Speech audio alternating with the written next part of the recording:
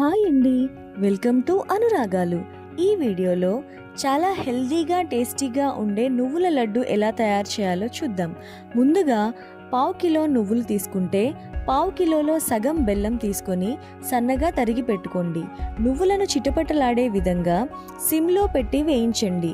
నువ్వులు కంప్లీట్గా చల్లారిన తరువాత మాత్రమే మనం గ్రైండర్లో వేసి ఈ నువ్వులను కోర్స్గా గ్రైండ్ చేయాలి.